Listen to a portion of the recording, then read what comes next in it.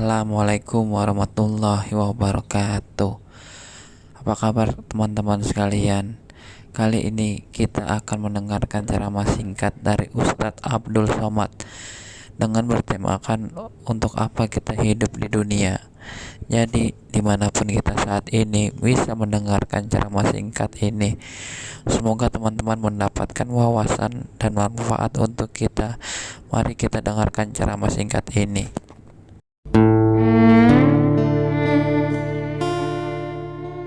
Bersyukur kepada Allah dengan mengucapkan Alhamdulillahi Rabbil Alamin.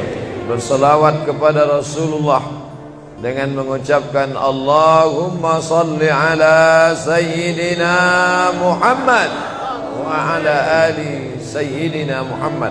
Allahumma salli wa sallim wa barik alaih. Yang sama-sama kita hormati Bapak Ketua beserta seluruh pengurus Masjid Al-Qalam, hadirin hadirat, muslimin muslimat, alim ulama, sedik pandai, tokoh masyarakat. InsyaAllah kita semua dimuliakan Allah subhanahu wa ta'ala. Amin ya rabbal alamin. Judul kita subuh ini sebagaimana tertulis, untuk apa kita hidup. Itulah agaknya yang dibicarakan ibu-ibu di atas sampai ribut betul. Untuk apa kita ini hidup? Pertanyaan ini tidak bisa dijawab oleh akal manusia. Makanya Sokrates, seorang filosof dulu Yunani, berkata, untuk menjawab mengapa kita hidup, perlu hidup 500 tahun lamanya. Tak cukup umur. Mau pikir untuk apa kita hidup, sampai akhirnya karena tidak sanggup akal itu menjawab, maka diutuslah Nabi Muhammad sallallahu alaihi wasallam. Mata saya hanya bisa melihat apa yang ada dalam masjid ini saja. Saya tak tahu berapa banyak jamaah di luar. Maka karena mata ini terbatas, saya ini manusia yang lemah. Telinga juga hanya bisa mendengar apa yang dibicarakan sekeliling dan atas saja. Apa yang dibicarakan orang di luar sana saya tak tahu. Maka saya manusia yang lemah. Akal juga begitu, tidak bisa menangkap saya ini habis mati nanti mau kemana. Maka saya manusia lemah. Allah Maha tahu, maka dia kirimlah salah satu makhluknya ingin menjelaskan kau untuk apa, sedang di mana dan akan kemana. Dan makhluk itu bernama Nabi Muhammad sallallahu alaihi wasallam. Untuk apa hidup? Langsung dijawab, wa ma khalaqtul jinna wal insa illa liya'budun. Tidak ada makhluk yang kuciptakan, baik jin maupun manusia, kecuali untuk beribadah. Cara beribadahnya bagaimana? Langsung dijawab, wa ma arsalnaka illa rahmatan lil alamin. Bagaimana cara perbuatannya? Langsung dijawab, laqad kana lakum fi rasulillahi uswatun hasanah. Maka Al-Quran itu menjawab pertanyaan-pertanyaan. Yas'alunaka 'anil mahid, mereka bertanya kepadamu tentang perempuan haid. Qul huwa adza, katakan itu kotor, tidak baik. Yas'alunaka 'anil yatama, mereka bertanya kepadamu tentang anak yatim. Yas'alunaka 'anil khamri wal maisir, mereka bertanya kepadamu tentang khamar dan judi. Yas'alunaka madza yunfiqun, mereka bertanya kepadamu apa yang mesti mereka sedekahkan. Yas'alunaka 'anil ruh, mereka bertanya kepadamu tentang ruh. Qulir ruhu min amri rabbi, katakan ruh urusan Allah subhanahu wa ta'ala. Wa ma utitum minal ilmi illa qalila, tidaklah kamu diberi pengetahuan tentang itu melainkan hanya sedikit saja. Jadi Al-Quran menjawab berbagai pertanyaan yang tak dapat dijawab oleh survei, tak dapat dijawab oleh lembaga penelitian riset. Dia menjawab apa yang tak bisa dijawab akal manusia. Pepatah Melayu berkata, kalau galah panjang sejengkal, jangan laut hendak diduga. Galah artinya bambu, Orang kalau naik rakit bambu mesti ditanamkan ke dalam sungai. Kalau panjangnya cuma sejengkal, jangan laut hendak diduga. Itulah orang yang terlalu memaksakan akalnya, akhirnya ngomong sendiri dan senyum sendiri. Akhir puncak daripada akal adalah ngomong sendiri, senyum sendiri. Angkot lewat pun dia senyum. Nauzubillah. Oleh sebab itu kita yang sangat rendah, hina ini mengaku lemah. Aku berserah kepada Engkau ya Allah.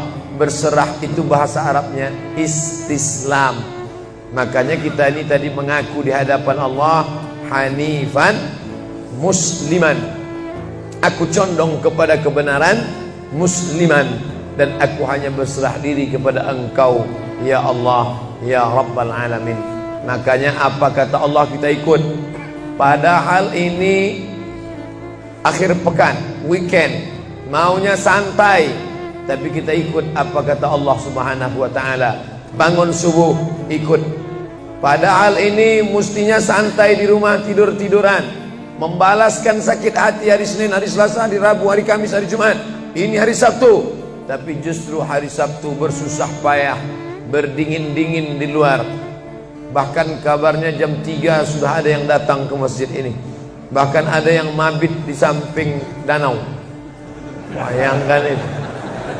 Orang mabit di Musdalifah, yang mabit di samping danau. Oleh sebab itu maka ini apa yang membuat makhluk ini bisa begini? Itu semua adalah orang-orang yang mengerti untuk apa kita hidup. Karena hidup adalah untuk beribadah. Bangun tadi dari tidur langsung beribadah. Buka mata, ibadah pertama adalah zikir. Alhamdulillahillazi ahyana ba'dama amatana wa ilaihin nusyur. Masuk kamar mandi, tempat najis, kotor, bau, kotoran, tempat setan, tapi tetap menjadi ibadah. Dalam WC-nya pun ibadah. Dia masuk lagi ke kiri, dia katakan Allahumma inni a'udzubika minal khubusi wal khaba'is. Keluar dari kamar mandi itu ibadah juga.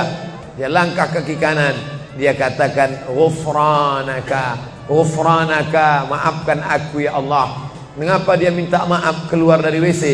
Karena selama di WC dia tidak menyebut Allah. Lidah yang diciptakan untuk beribadah, selama di dalam tidak beribadah, maka ibadah di dalam WC hanya hatinya saja berzikir. Tak boleh menyambut seruan azan. Terdengar suara azan masuk ke WC, Allahu Akbar, Allahu Akbar, Allahu Akbar. Oh, tak boleh. Tak boleh mengucapkan salam. Assalamualaikum, Nabi diam. Assalamualaikum, Nabi diam. 3 kali diucap, Nabi diam. Selesai keluar dari toilet, WC, barulah Nabi menjawab Waalaikumsalam warahmatullah. Karena tidak boleh menyebut nama Allah, maka minta ampun keluar dari WC. Karena lidah yang semestinya dipakai untuk menyebutmu ya Allah, berzikir mengingatmu ya Allah, tadi tak kupakai selama beberapa menit di dalam. Maka dia katakan ghufranaka. Lalu kemudian melihat wajah di cermin, mana tahu ada kotoran di mata. Jangan sampai kita berjumpa sama orang di masjid, orang senyum, kita senyum, yang disenyumkan orang kita. Maka lihat dulu baik-baik. Maka ketika melihat wajah, dia pun menjadi ibadah. Allahumma kama hassanta khalqi fahassin khuluqi. Sebagaimana kalau kau sudah perbaiki bentuk ciptaanku ini menjadi sempurna, maka perbaikilah akhlakku ya Allah. Lalu setelah itu berangkat dari rumah menuju masjid, beribadah juga. Bismillahi tawakkaltu ala Allah, la haula wala quwata illa billah. Setiap langkah kaki ke Masjid Al-Qalam ini bernilai 1 langkah menghapus dosa. Langkah kedua mengangkat derajat. Langkah ketiga menghapus dosa. Langkah keempat mengangkat derajat. Tidak tanggung-tanggung, derajatnya diangkat Allah. Siapa yang duluan datang langsung dapat di depan. Tapi ada orang terlambat tetap tinggi juga derajatnya. Mana dia? Ini yang di atas. Siapa bilang perempuan direndahkan, dihinakan? Perempuan dimuliakan. Mana contoh perempuan dimuliakan? Kalau mau tahu, datanglah ke Masjid Al-Qalam. Perempuan dimuliakan. Bapak Ibu yang dimuliakan Allah, masuk ke dalam masjid, langkah kaki kanan, Allahumma inni as'aluka min fadlik. Itu doa nanti keluar. Tapi ketika akan masuk, apa doanya?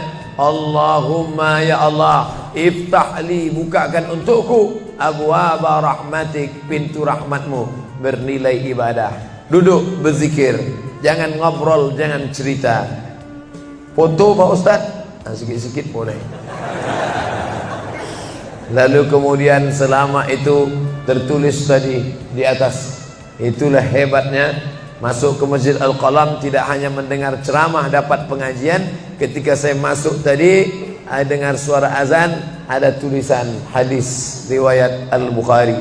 Siapa yang mendengar seruan azan lalu menyambut seperti bunyi yang diucapkan muazzin, kecuali pada hayya 'alas shalah, hayya 'alal falah, dia baca la haula wala quwata illa billah, ditutup dengan doa wasilah. Allahumma rabb hadhihi da'wati tammah wassalatil qa'imah, dimintakan untuk Nabi Muhammad, ati sayyidana Muhammadanil wasilah wal fadilah wasyarafa wad darajatal aliyatar rafi'ah. Yang kelima, wa ba'athullahumma maqaman mahmuda alladhi wa'adtah innaka la tukhliful mi'ad. Maka kata Nabi, halat laku syafaati yaumal qiyamah, layaklah dia mendapat syafaatku hari kiamat. Makanya selama duduk di depan tadi, tak ada satupun yang ngobrol, semuanya menyambut seruan azan. Allahu Akbar, Allahu Akbar, Allahu Akbar, Allahu Akbar. Ada kawan sebelah ngajak ngobrol, gimana bro program mancing kita? Allahu Akbar, Allahu Akbar. Nah, cerita tak tentu arah. Ini kita sedang beribadah kepada Allah Subhanahu wa ta'ala. Lalu kemudian selesai azan, salat sunat yang balasan pahalanya khairum minad dunya wa ma fiha, lebih baik daripada dunia dan seisinya. Apa itu? Qabliyah subuh. Sampai-sampai andai terlambat qabliyah subuh, tetap boleh dilaksanakan setelah subuh. Habis salat subuh barulah dilaksanakan qabliyah subuh. Tapi kalau sudah sama-sama ngaji, tapi kalau nanti pulang kampung, justru sekarang orang di kota ngaji, di kampung tidak ngaji. Zaman dulu di kampung ngaji, di kota tidak ngaji. Sekarang dunia sudah mau kiamat. Di kampung orang ngaji, di kampung orang tidak ngaji. Kenapa? Parabola masuk desa. Oleh sebab itu maka kalau di kampung itu tidak ada pengajian, mereka tidak tahu bahwa qabliyah subuh diganti setelah subuh. Nanti pas mau bulan puasa pulang kampung, jangan qabliyah subuh setelah subuh. Karena nanti begitu mereka lihat, loh apa tuh? Sejak tinggal di Bekasi ikut aliran sesat. Dan dia tidak tahu bahwa sholat qabliyah subuh itu jangan sampai tinggal. Andai tertinggal, tetap dilaksanakan setelah sholat subuh.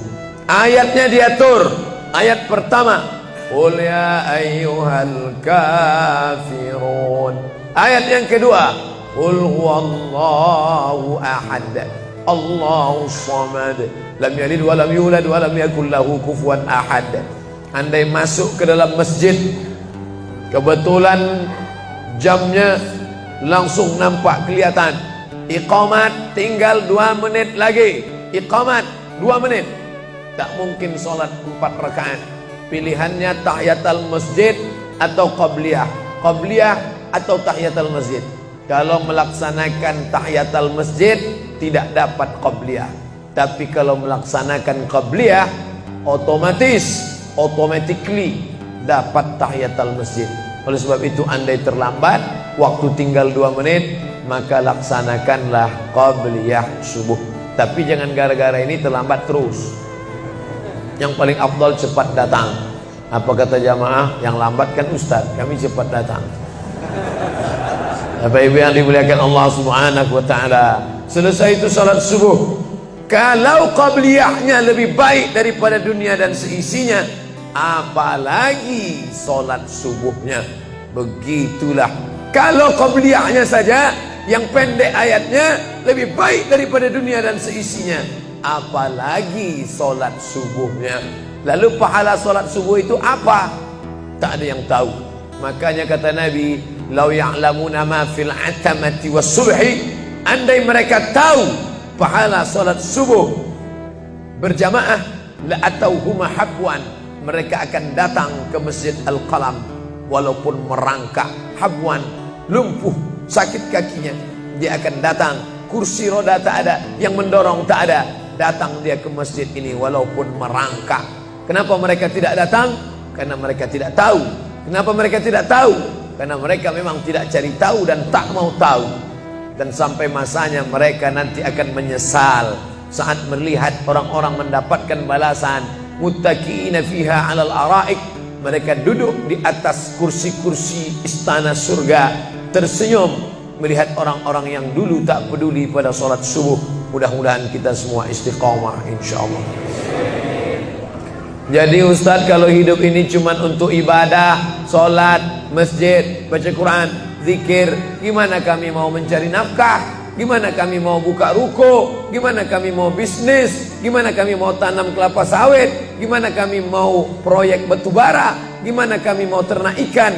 Ini mesti dipahami bahwa ibadah itu dibagi dua. Satu namanya ibadah mahdoh, pure, original, murni, tidak bercampur dengan apa-apa. Yang satu lagi tidak ibadah tapi bernilai. Nah, ini mesti dipahami. Bapak yang masuk kantor dari jam 8 pagi sampai jam 4 sore itu ibadah.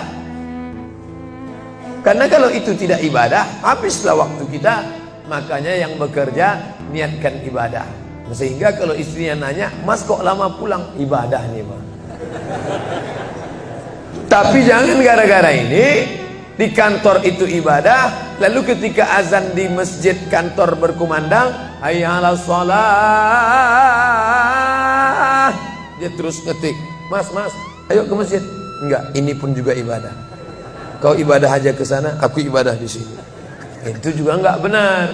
Karena ibadah itu dibagi dua. Satu yang murni, pure, tidak bercampur dengan apapun, namanya ibadah mahdhah, salat, baca Quran, zikir, iktikaf. Tapi ada satu lagi tidak ibadah, tapi kalau diniatkan dia bernilai ibadah. Termasuk ibu-ibu yang hamil 9 bulan 10 hari, itu ibadah. Kalaulah 9 bulan 10 hari itu tidak ibadah, betapa tidak adilnya Allah. Masa kita yang duduk-duduk di masjid dapat pahala ibadah, dia yang muntahnya, yang ngidapnya tak dapat ibadah. Tadi malam begitu sampai di airport langsung SMS masuk, "Ustadz, keluar dari pintu berapa? Ini ada perempuan ngidam mau ketemu."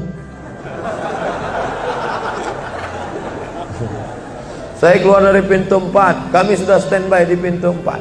Lantai berapa? Lantai paling atas. Oke. Sampai di sana lihat perempuan tidak pakai jilbab, pakai celana jeans. Saya udah mau marah. Ini kenapa? "Mohon maaf Pak Ustadz, non muslim." Astagfirullah. Rupanya non muslim hamil ngidam mau jumpa Ustadz Somad. Mudah-mudahan anaknya jadi anak soleh. Ya, Allahu Akbar. Bernilai ibadah. Lalu yang dapat pahala dari itu siapa? Dari mana ibu-ibu hamil muda itu tahu saya? Kenal saya di mana? Padahal dia dari Jawa, saya dari Sumatera. Ternyata ada orang beribadah yang tidak kita sangka ibadah. Tidak ada rukun, tidak ada syarat, tidak ada wajib, tidak ada sunat, tidak ada makruh, tidak ada mubah. Apa ibadahnya? Ya ini, merekam ceramah ini. Merekam ceramah ini ibadah. Memoto itu ibadah. Bayangkan resiko tukang foto. Saya sampai sekarang tukang foto itu resikonya nanti setelah tua matanya gini.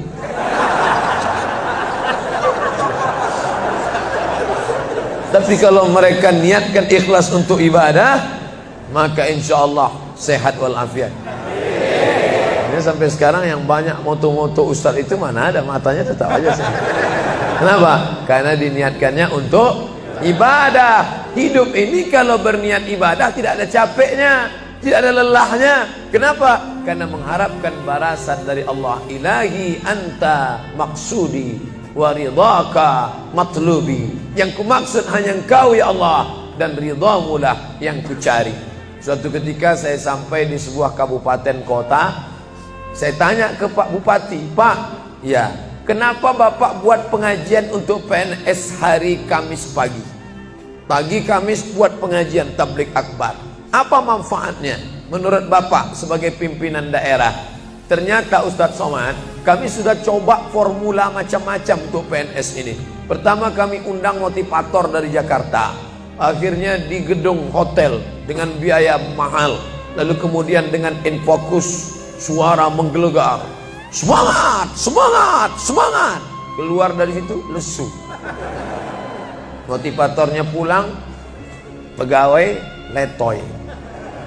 Akhirnya kami buat undang tentara dengan bapak polisi, baris berbaris, siap, siap. Pak polisi pulang, gak siap lagi.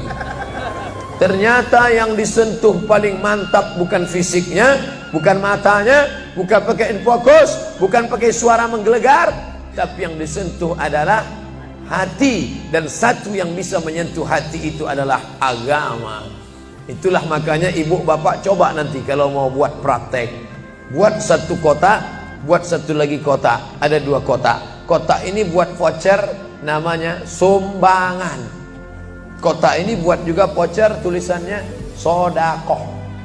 Lihat mana yang paling banyak diambil umat Islam, sumbangan apa sodakoh? Sodakoh, padahal nilainya sama. Sumbangan 100.000, sodakoh 100.000. Bapak ibu silakan ambil untuk anak yatim fakir miskin kita. Pasti voucher yang paling banyak diambil adalah sodakoh. Kenapa? Karena mereka menganggap sumbangan tak ada pahalanya, karena bukan bahasa Arab. Apa dia? Sumbangan. Enggak ada dalam Quran. Ya ayyuhalladzina amanu, sumbangan. Yang ada adalah sodakoh. Innamas sadaqatu lil fuqara wal masakin wal amilina 'alaiha wal muallafati qulubuhum wa fir riqab wal gharimin wa fi sabilillah wa ibnis sabil. Itulah mengapa yang disentuh itu bukan nalar otaknya, tapi yang disentuh itu adalah hatinya. Ala fil jasadi mudghah, ketahuilah dalam jasad itu ada segumpal. Idza salahat salahal jasadu kulluh, kalau yang segumpal itu baik maka yang lain ikut menjadi baik. Wa idza fasadat fasadal jasadu kulluh, kalau yang segumpal itu rusak, jahat, kotor, hitam, gelap, maka yang lain ikut menjadi rusak. Ala wahyal qalb, hati. Jagalah hati. Itu yang selalu dipesankan Ustadz kita Agib, jagalah hati. Jangan kau terserah. Bapak Ibu yang dimuliakan Allah, salah satu yang merusak manusia sekuler, membagi dua. Di masjid ibadah, di kantor tidak ibadah, fatal. Di masjid dianggap ibadah. Jangan heran kalau ada orang di masjid khusyuk, takut nengok ke atas, melihat hanya tempat sujud saja. Allahu Akbar, tidak mau lihat ke atas. Kenapa? Dia khusyuk. Tapi di kantor dia lebih setan daripada setan. Kenapa? Berasal dari pemahaman yang salah. Karena dia sudah bagi dua. Di masjid ibadah, di kantor tidak ibadah.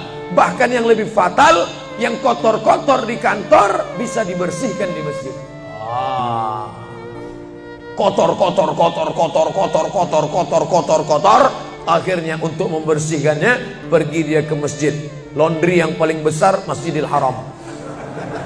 Sampai di sana, nangis di pintu Ka'bah. Ya Allah, dah selesai, bersih. Enak aja. Bukan begitu ajaran Islam. Labbaik Allahumma labbaik, labbaik Allahumma labbaik. Apa kata malaikat? La labbaik wala sa'daik. Kau tidak dapat panggilan, kau tak dapat kebahagiaan, kau tak dapat haji mabrur, kau tak dapat surga.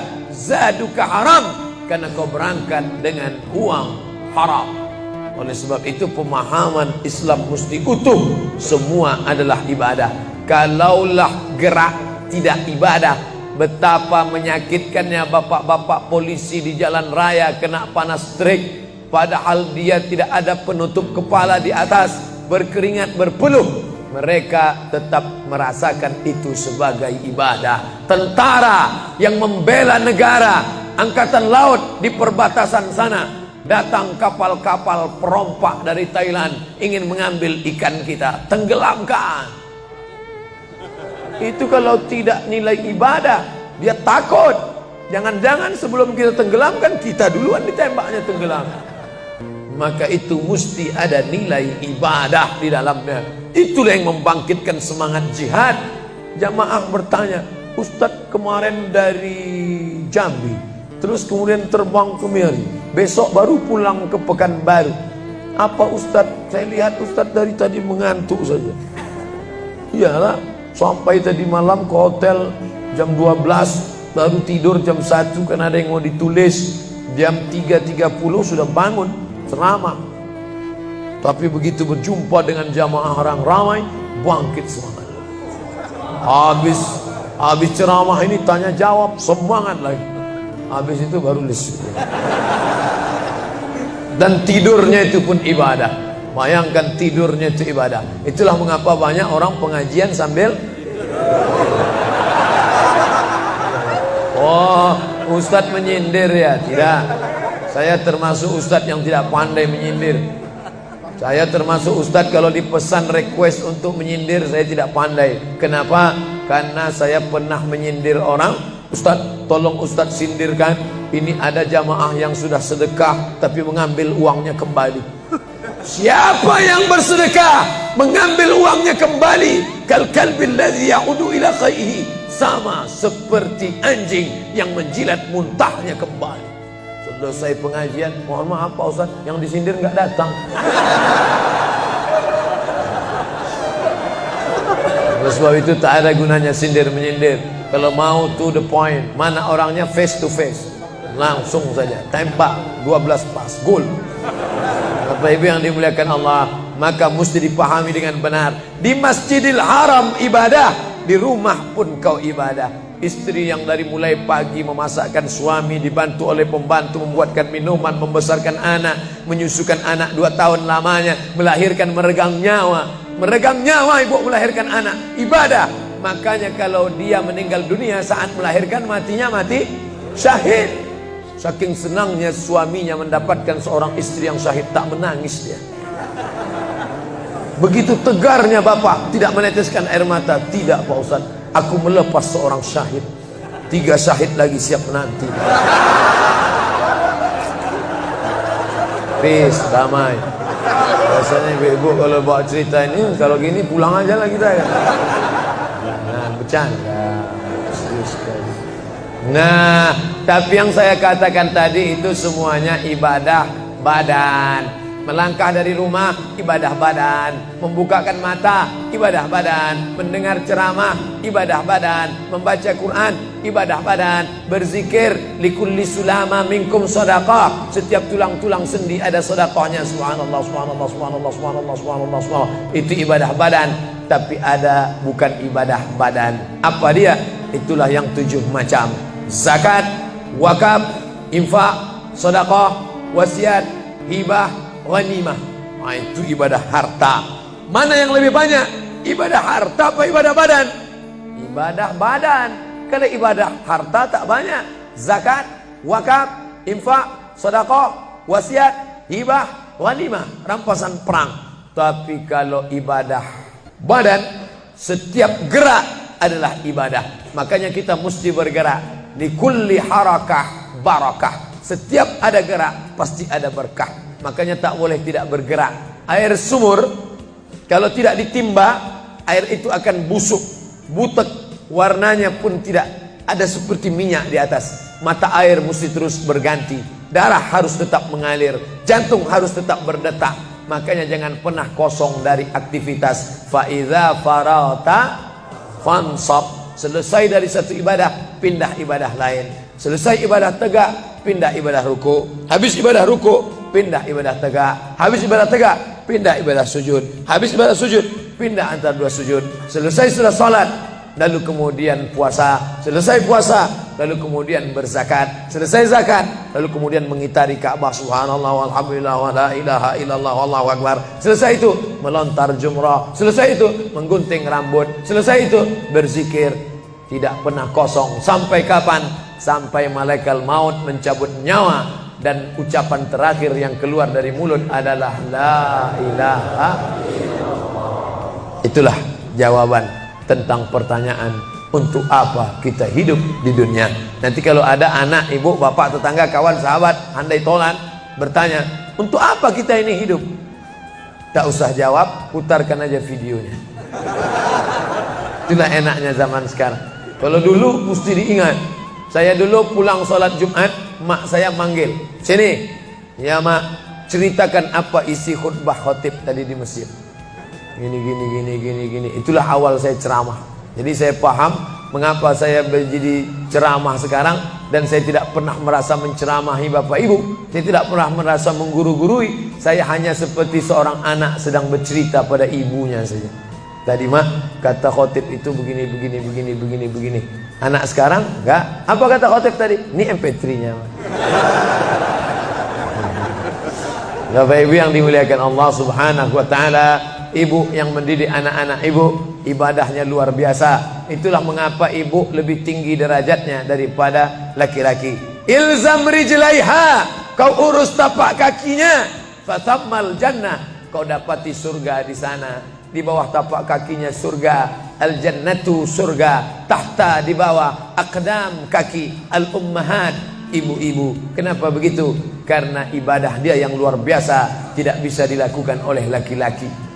Salat kita bisa, puasa kita bisa, tawaf kita bisa, sa'i kita bisa, melontar jumrah kita bisa, tahallul kita bisa. Tapi ada yang kita tak bisa. Apa dia? Mengandung. Kita tak bisa. Siapa yang mau coba mengandung, keluar dari sini, ambil bola voli, ikat di perut. Melahirkan, kita tak bisa. Siapa yang ingin coba melahirkan, keluar dari sini, telanlah jeruk bulat-bulat. Habis itu keluarkan bulat-bulat. Menyusukan, kita tak bisa. Dan itu ibadah, tapi bukan ibadah mahdhah. Dia tidak selevel dengan sholat, zakat, puasa, haji. Tapi ibadah ini berkualitas. Ibadah badan, sudah. Ibadah harta, sudah. Ada ibadah yang terakhir, yang ketiga. Kalau ibadah badan berkeringat, lelah, capek. Ibadah harta, duit habis. Tapi ada ibadah satu lagi, tak nampak di mata. Apa dia? Ibadah hati. Itulah dia ikhlas. Orang yang ikhlas tak tampak. Ikhlas, ridha, qanaah, tawakal, zikir, muhasabah, muraqabah, tazkiyatun nafs, mensucikan hati dari penyakit hati, riya, sum'ah, takbur, sombong, hasad, busuk hati. Itu ibadah. Kenapa begitu? Disitulah letak adilnya Allah. Man bana masjidan, siapa yang bangun masjid, banallah mislahu baitan fil jannah, dibangunkan Allah untuknya satu istana di dalam surga. Bapak ibu yang ikut membangun masjid ini, mudah-mudahan diberikan Allah Ta'ala balasan melimpah ruah. Kami nggak bisa Pak Ustadz, jangankan bangun masjid, buat rumah kami aja kami nggak bisa. Allah Maha Adil. Kalau kau tidak bisa dengan ibadah harta, maka engkau dengan ibadah tangan. Apa dia? Ikut gotong royong masjid. Nampak ada pembangunan masjid, ikut ngecornya, pasangnya, tapi dengan syarat menyelesaikan masalah. Jangan buat masalah. Man shalla isnatai asyrata rakaat, siapa yang salat 12 rakaat fil yaumi wal laila, sehari semalam, bunyalahu bihinna baitun fil jannah, dibangunkan untuknya satu istana di dalam surga. Sama macam orang yang bangun masjid, salat 12 rakaat. Kamu bisa bangun masjid? Bisa. Bagus. Kamu? Saya nggak bisa. Amal saya apa? Tenang, ada amal. Allah Maha Adil. Salat 12 rakaat. 2 rakaat sebelum subuh, 4 rakaat sebelum zuhur, 2 rakaat setelah zuhur, 2 rakaat setelah maghrib, 2 rakaat setelah isya. 12 rakaat. Saya nggak bisa Pak Ustadz, sedang terbaring di rumah sakit, kaki sakit, kepala sakit, hati sakit, jantung sakit. Stop, jangan lanjutkan. Aku tak sampai hati mendengar penderitaan. Jadi amal saya apa Pak Ustadz? Ada satu amalmu. Apa dia? Ridha, menerima takdir Allah Subhanahu wa ta'ala. Sakit Pak? Tidak. Kenapa? Sakitku hilangkan hatiku ridha. Man lam yasbir bi balai, siapa yang tak sabar dengan bala ujianku, walam yarda bi qada'i, yang tak ridha dengan takdirku, falyatlub rabban siwaya, carilah Tuhan selain aku. Kau sabar, kau ridha menerima itu. Apa balasannya? Lebih hebat daripada balasan orang yang bangun masjid, lebih besar daripada balasan 12 rakaat salat. Innama yuwaffas sabiruna ajrahum bighairi hisab. Orang yang sabar itu balasannya bighairi hisab, tak dapat dihitung, tak dapat dikira, unlimited. Begitulah Allah Maha Adil. Untuk apa kita hidup? Hidup untuk beribadah. Ibadah apa yang kita lakukan? Ibadah badan, ibadah harta, ibadah hati. Yang sudah melaksanakan tiga-tiganya, alhamdulillah. Yang baru melaksanakan satu, tambah. Yang satu pun belum, innalillah.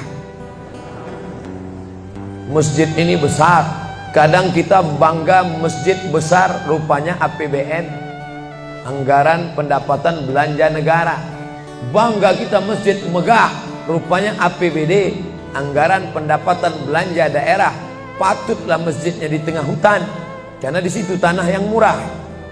Akhirnya pemukiman masyarakat jauh, masjid di tengah jalan, masjid di tengah perjalanan luar kota, jauh dari pemukiman masyarakat. Masuk kita ke dalam, tai kambing yang ada di dalam. Tapi masjid ini megah, mewah, 2 lantai, lengkap dengan kubah yang besar. Ini swadaya masyarakat. Saya tahu ini dari mana? Jamaahnya cerita. Kalau tidak, mana saya tahu. Ini masjid ini asli swadaya Pak Ustaz. Lama membangunnya Pak? Enggak lama, sebentar saja. Sebentar saja, sekejap langsung terkumpul 7,6 miliar uang. 7,6 M. Itu kalau dibelikan cendol berenang gitu. Bayangkan itu. Bisa terkumpul masyarakat. Padahal ibadah yang paling berat, ibadah harta ini. Banyak orang kalau diajak iktikaf, banyak. Ayo kita iktikaf, ramai. Ayo kita zikir ke Az-Zikra, ramai.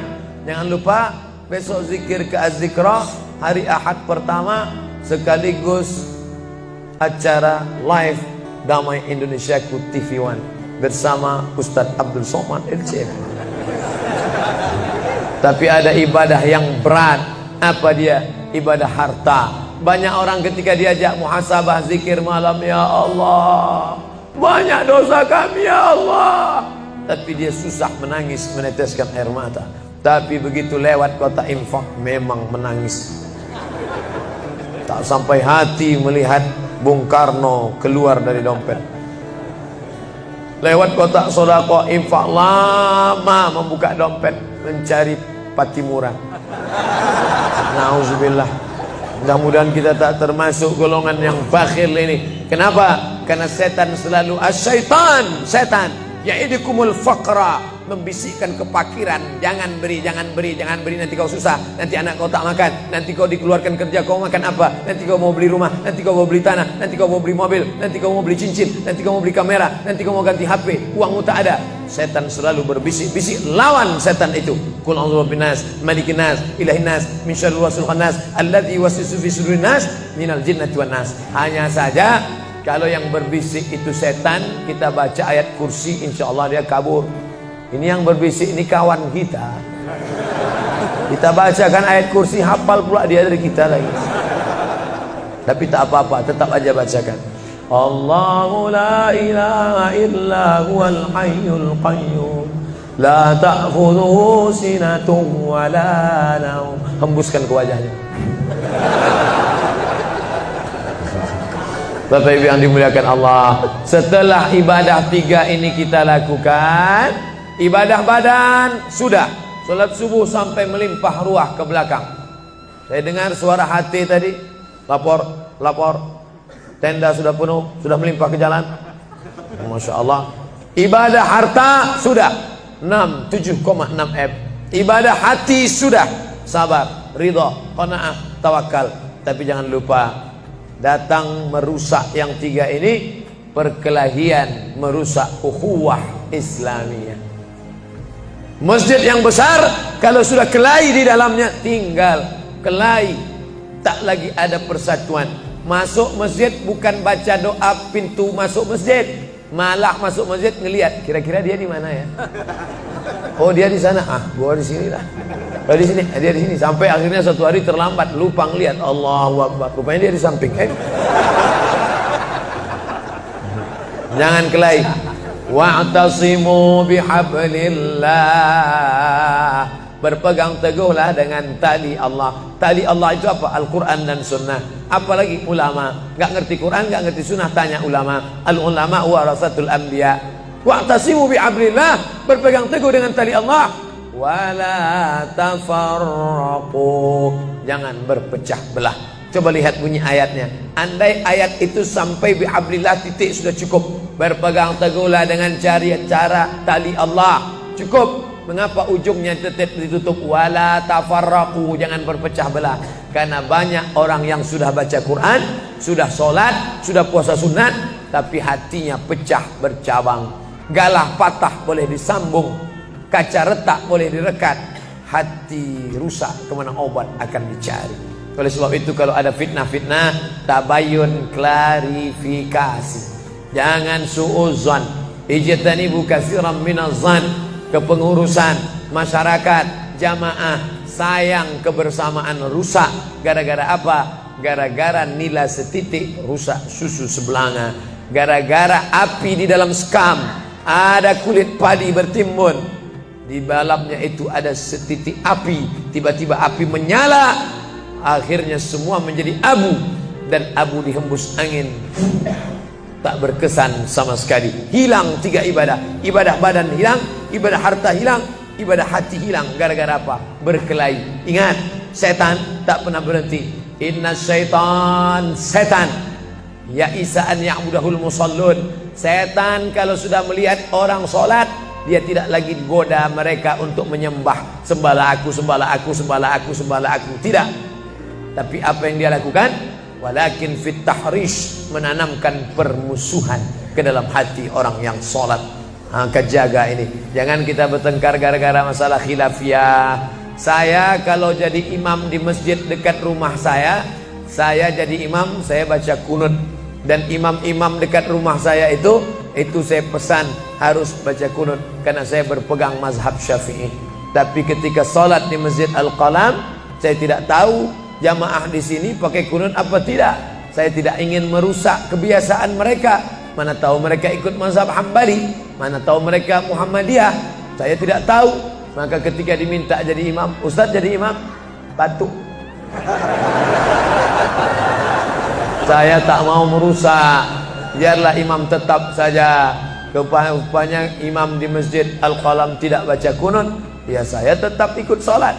Apakah perlu saya ulang sholat saya? Tidak. Sholat saya sah, karena apapun ormasmu, apapun mazhabmu, mau NU, mau Muhammadiyah, mau Perti, mau Persis, mau Al-Irsyad, mau Jamaah Tabligh, mau FPI, mau mazhab Hanafi, mazhab Maliki, mazhab Syafi'i, mazhab Hambali, semuanya sepakat sholat subuh itu wajib.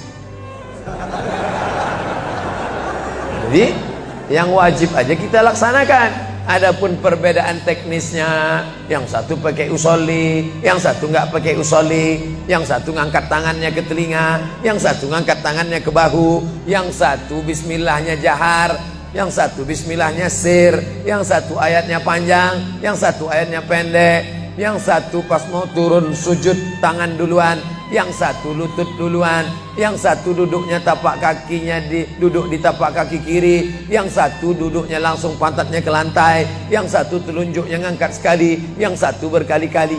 Itu masalah teknis simple sederhana. Ada masalah yang lebih besar. Apa masalah kita yang lebih besar?